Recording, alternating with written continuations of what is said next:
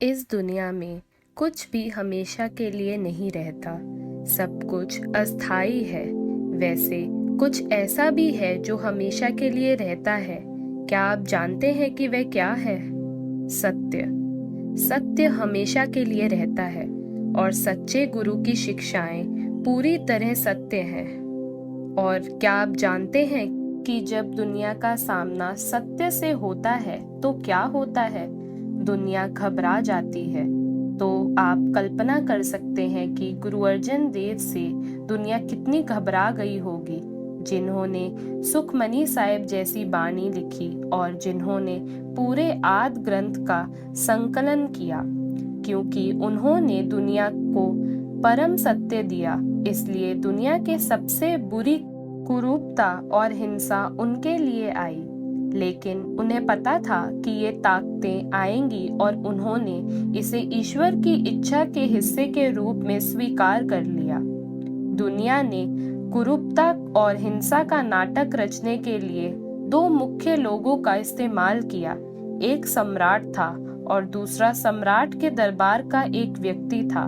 उसका नाम चंदू था। मैं एक शाही दरबारी हूँ। मैं शीर्ष पर पहुंच गया। क्या मैं इतना शक्तिशाली नहीं हूँ? मेरे पास देश के लगभग किसी भी व्यक्ति से अधिक शक्ति है। अब मेरे पास सम्राट की शक्ति है। चंदू की एक बेटी थी जिसे वह अपनी संपत्ति समझता था और वह उसकी शादी किसी ऐसे युवक से करना चाहता था जो उसके हिसाब से अच्छा हो। अब मैं अपनी बेटी किसको दूं? कौन सा युवक अच्छे परिवार से आता है? कोई उच्च पद वाला परिवार। बहुत समय बीत गया और चंदू को कोई ऐसा नहीं मिला जो उसके हिसाब से अच्छा हो। धिक्कार है, कोई उच्च पद वाला परिवार नहीं है जिसके लड़के हों। हालांकि किसी ने कहा था कि अर्जुन नाम का एक लड़का है जिसका बेटा है। कुछ लोग सोचते हैं कि वह गुरु या कुछ और है। वह वास्तव में उच्च पद वाला नहीं है, लेकिन लोग उसे दान देते हैं, इसलिए उसका घर कुछ हद तक अमीर है। मुझे लगता है कि मैं नीचे झुककर अपनी बेटी उसके घर दे दूं। यह वास्तव में मेरा एकमात्र विकल्प है। उसके लिए क्या आप उपहार हैं? वह कितना भाग्यशाली होगा अगर उसे मेरे परिवार में शादी करने का मौका मिला। बेशक गुरुजी को सांसारिक स्थिति की कोई चिंता नहीं थी और यह जानते हुए कि चंदू अहंकार और क्रोध से भरा हुआ है, उन्होंने विवाह प्रस्ताव ठुकरा दिया। चंदू क्रोधित हो गया। उसकी हिम्मत कैसे हुई? उसे मुझसे भीख मांगनी चाहिए। मुझे मना नहीं करना चाहिए। मैं उसे सबक सिखाऊंगा।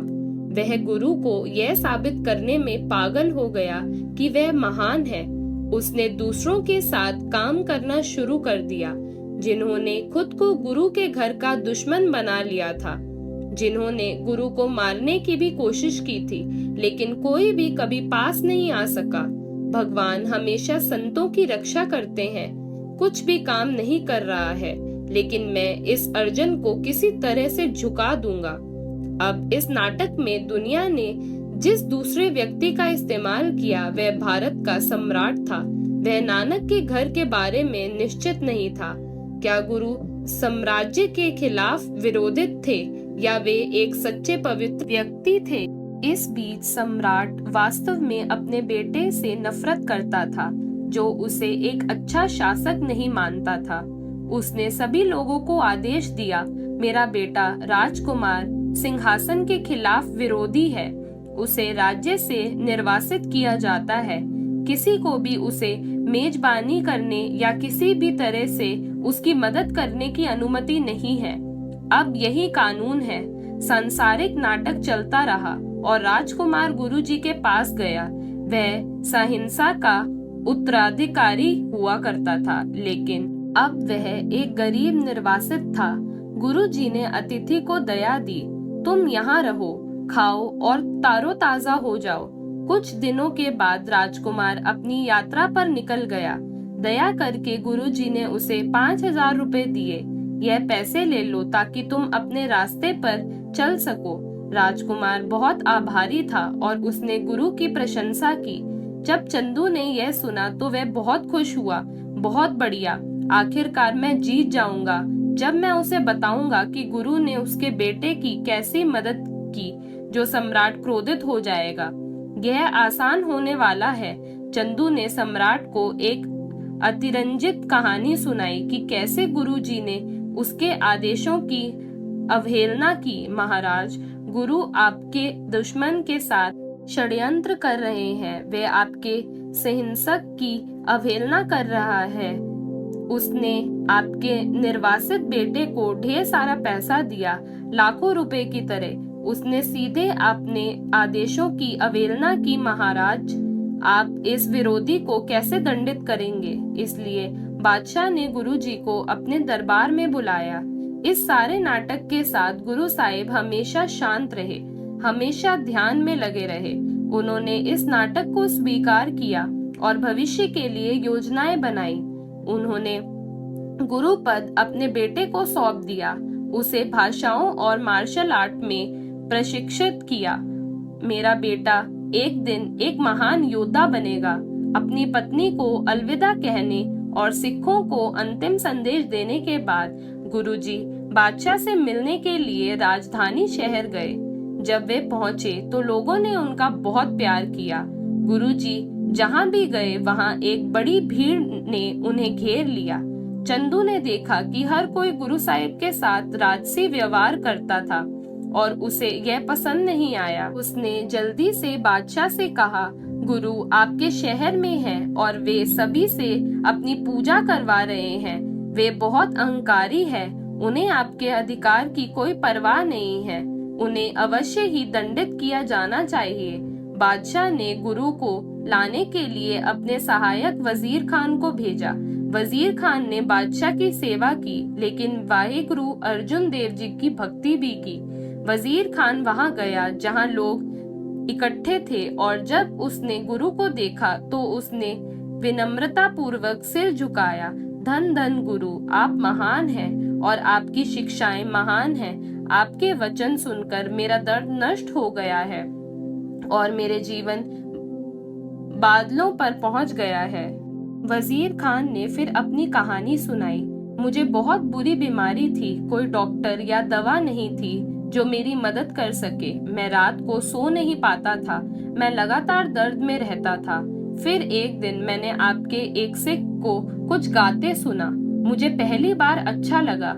यह सुखमनी साहिब था जो आपने लिखा था। सिख इतने दयालु थे कि हर दिन मेरे लिए सुखमनी का पाठ करने आते थे। यह एकमात्र ऐसी चीज थी जिससे मुझे अच्छा महसूस होता था।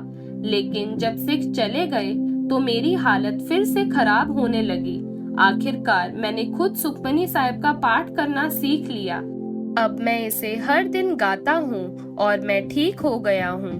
गुरु की बानी के चमत्कार और सुखमनी साहिब की शक्ति के बारे में सुनकर हर कोई स्तंभ रह गया। वजीर खान को यह सोचकर बहुत दुख हुआ कि उन्हें गुरु को किसी तरह की सजा देने के लिए भेजा गया था, लेकिन गुरु साहिब ने उन्हें आश्वस्त किया कि उनके आने का यही उद्देश्य था। इसलिए गुरुजी सम्राट से मिलने गए, जिन्होंने उनका सम्मान पूर्वक स्वागत किया। कृपया बैठिए, आपको इसलिए बुलाया गया है ताकि हम पूछ सकें कि आपने मेरे बेटे की मदद क्यों की, और इसलिए कि आप उसे जो जुर्माना दिया है वही भर सकें। लेकिन जब आप यहाँ हैं तो मैं यह सुनने के लिए उत्सुक हूँ कि आप ईश्वर के बारे में क्या कहते हैं। आप एक महान पवित्र व्यक्ति हैं। मुझे इसका उत्तर दीजिए। सच्चा धर्म कौन सा है, हिंदू धर्म या इस्लाम? भले ही सम्राट गुरु के साथ कुछ भी कहकर सकता था और चंदू निश्चित रूप से सबसे बुरे काम करने चाहता था, गुरुजी ने उनके साथ वैसा ही व्यवहार किया जैसा कोई और करता है और उन्हें सिखाया। हिंदू ईश्वर को राम कहते हैं और मुसलमान ईश्वर को अल्लाह कहते हैं। केवल वे ही ईश्वर के रहस्य को समझ पाएंगे जो ईश्वर से जुड़ते हैं। मैं आपसे वादा करता हूँ कि दोनों धर्मों का ईश्वर एक है। मतभेदों के बारे में सोचना केवल संघर्ष पैदा करता है। गुरुजी सम्राट को परम सत्य बताते रहे। यही सच्चा गुरु करता है, सभी आत्माओं को सिखाता है। अंत में गुरुजी ने आत्मा को मुक्त करने के लिए 3 कुंजियां देकर समाप्त किया। चाहे आप हिंदू हो या मुस्लिम, आप ये 3 काम करते भयानक संसार सागर को पार कर सकते हैं।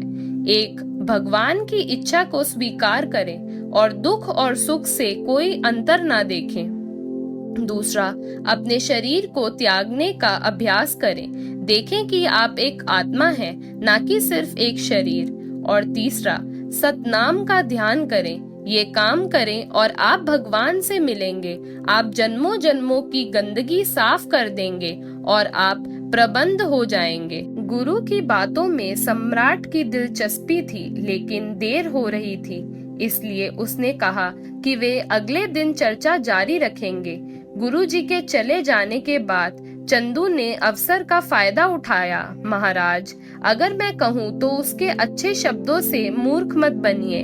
वह आपका सम्मान नहीं करता। बस मुझे उसे सजा देने की अनुमति दें और आपको उसके बारे में फिर से चिंता करने की जरूरत नहीं होगी। चंदू ने सम्राट को मनाना जारी रखा। मैं इसका ध्यान रखूंगा महाराज। आपके पास इस एक व्यक्ति की चिंता करने से कहीं अधिक महत्वपूर्ण काम है, लेकिन आप अपनी बुद्धि से नहीं चाहते कि हर कोई आपका अवज्ञा करे, जैसा कि उसने किया। इससे पूरा साम्राज्य बर्बाद हो जाएगा। आखिरकार वह सफल हुआ और उसे गुरु ने निपटने की अनुमति दे दी। चंदू ने तुरंत कई सैनिकों को बुलाया। अपनी तलवारें निकालो, गुरु को पकड़ो और उन्हें अभी मेरे घर ले आओ। जब गुरु साहिब को चंदू के घर लाया गया तो वे हमेशा की तरह उसी मूड में था। चाहे कुछ भी हो रहा हो, वे हमेशा ध्यान में लगे रहते थे। दरवाजे बंद करो और किसी को भी अंदर या बाहर मत आने दो। तो श्रीमान बड़े आदमी जिनकी लोग पूजा करते हैं, अब तुम क्या सोचते हो? सम्राट ने आदेश दिया है कि या तो तुम 2 लाख रुपए का भुगतान करो या तुम्हें मार दिया जाएगा। मैंने राजकुमार की मदद सम्राट की अवज्ञा करने के लिए नहीं की। मैंने उसकी मदद इसलिए की क्योंकि वह जरूरतमंद था। मैं दूसरों की मदद करने के लिए कोई जुर्माना देने के लिए सहमत नहीं होऊंगा। मैंने वही किया जो भगवान ने मुझसे करने के लिए कहा था। मुझे इस बात की परवाह नहीं है कि सम्राट तुम्हें सजा क्यों दे रहे हैं। तुमने मेरा विवाह प्रस्तुत ठुकरा दिया। क्या तुम्हें लगता है कि तुम मुझसे बेहतर हो? अच्छा, तुम नहीं हो। मैं साबित करने जा रहा हूँ कि कौन ज्यादा शक्तिशाली है। और अब जब सम्राट ने तुम्हारी जिंदगी मेरे हाथों में सौंप दी है, तो मैं जो कहूँ करना पड़ेगा तुम्हें। मैं भी तुम्हारा विवाह प्रस्ताव स्वीकार नहीं करता। मैं अपने मूल निर्णय पर कायम हूँ। मेरा बेटा पहले से ही शादी के लिए प्रतिबंध है। ओ, तुम मेरा प्रस्ताव स्वीकार करोगे या मैं तुम्हें मार डालूंगा, तुम देखोगे कल। चंदू गुस्से में भड़क गया। गुरुजी हमेशा की तरह शांत थे। अगले दिन चंदू ने वही अल्टीमेटम दिया, प्रस्ताव स्वीकार करो या मैं मार डालूंगा तुम्हें। गुरुजी ने वही जवाब दिए। जब पूरा दिन बीत गया और गुरु साहिब शांत और संतुष्ट रहे, तो चंदू का गुस्सा और भी बढ़ गया। पहरेदारों, उसे खाने का एक निवाला भी मत खाने दो या पानी की एक बूंद भी मत पीने दो और उसे लेटने मत दो। जब तक वह टूट ना जाए, वह एक पल भी नहीं सो सकता। गुरु अर्जन देव ने घोषणा की कि अब से वह ना खाएंगे, ना सोएंगे और ना पिएंगे। चंदू का गुस्सा एक नए स्तर पर पहुंच गया। अगले दिन उसने निश्चय किया, मैं उसे अपनी अधीन करके रहूंगा, चाहे यह मेरा आखिरी काम ही क्यों ना हो। या तो वह मान जाएगा या मर जाएगा। पहरेदारों ने एक बड़े बर्तन में पानी भरा और उसमें उसे उबाला। चंदू गुस्से में चला गया। पहरेदारों ने बर्तन के नीचे आग जला दी और इससे पहले कि वे उसे मजबूर करने की कोशिश कर पाते, गुरुजी खुद बर्तन में घुस गए, लेकिन आग के पानी को उबाला नहीं। वह गुरु को चोट नहीं पहुंचाना चाहती थी। बहुत समय बीत गया और किसी को पता नहीं चला कि पानी गर्म भी नहीं था। चंदू उस रात यह सोचते हुए सो गया, वह दर्द में चिल्लाया क्यों नहीं। सुबह जब वह उठा तो उसने मन में एक नया विचार आया, मैं रेत लाकर उसे बहुत गर्म कर दूंगा, फिर उस रेत को उसके ऊपर डाल दूंगा। उस दिन वे गुरुजी को बाहर ले आए, जहां वे रेत की गर्मी से कर सकते थे। जल्दी हुई रेत गुरुजी के ऊपर डाली गई, जो ध्यान करते रहे और बिल्कुल भी शिकायत नहीं की। क्या गुरु दर्द में थे और उसे दिखा नहीं रहे थे, या वे ऐसे अनुभवों से परे थे? जब गुरुजी की त्वचा पर गर्मी से छाले दिखाई दिए तो क्या ऐसा इसलिए हुआ क्योंकि गुरुजी ने उन्हें प्रकट किया, ताकि ऐसा ना लगे कि वे कोई चमत्कार कर रहे हैं? कोई भी नहीं समझ सकता कि गुरुजी के दिल और दिमाग के अंदर क्या चल रहा था। लोग बस इतना ही देख सकते थे कि उनकी त्वचा जल रही थी और वे 1 इंच भी नहीं हिले। कुछ सिखों ने यह देखा और यातना को बर्दाश्त नहीं कर सके।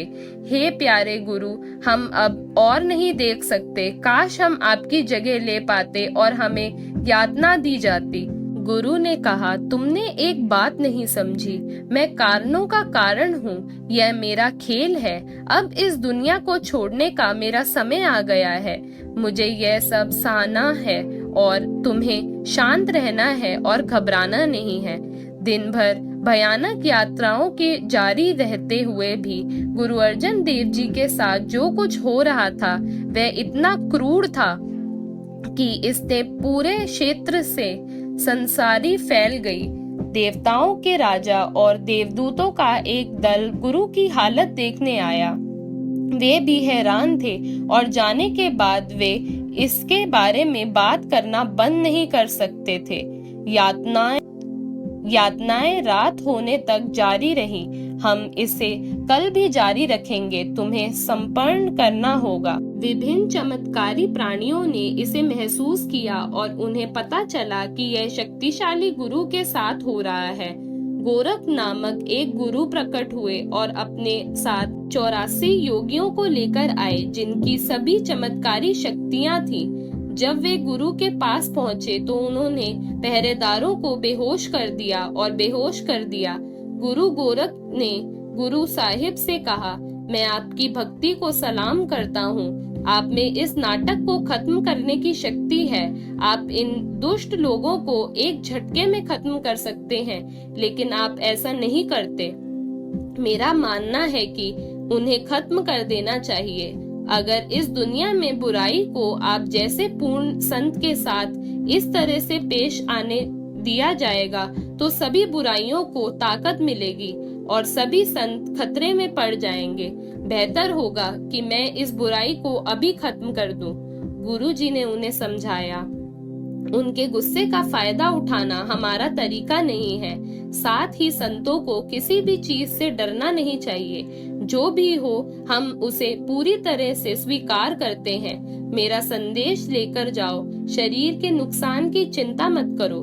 गोरखनाथ और योगियों ने इसे स्वीकार कर लिया और यह कहते हुए गायब हो गए, महान महान गुरु हैं। जब पहरेदार अभी भी बेहोश थे तो चमत्कारी शक्तियों वाले मुस्लिम संत पीर प्रकट हुए। पीरों ने गुरुजी को प्रणाम किया और कहा, हम इन शत्रुओं को तुरंत मार सकते हैं यदि आप हमें अनुमति दें।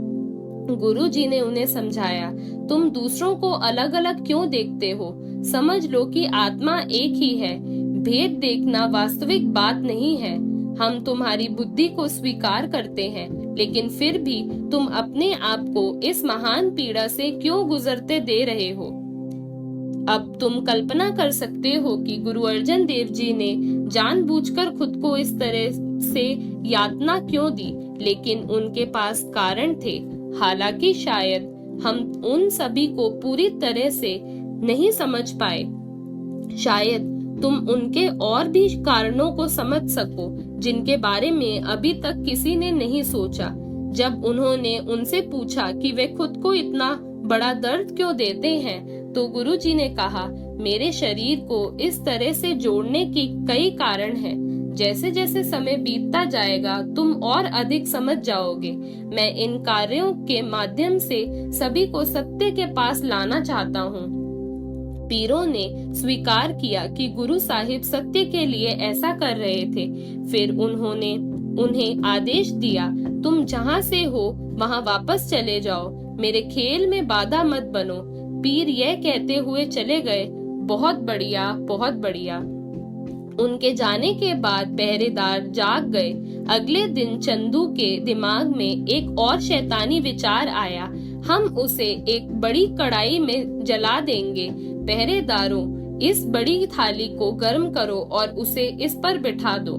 इससे पहले कि वे कुछ कर पाते, गुरु अर्जन देव जी खुद जलती हुई थाली के ऊपर चढ़ गए। फिर से वे हिले या हिले नहीं। गुरु जी ऐसी अवस्था में थे जिसे समझना मुश्किल है। उनके चारों ओर एक महान आध्यात्मिक प्रकाश था।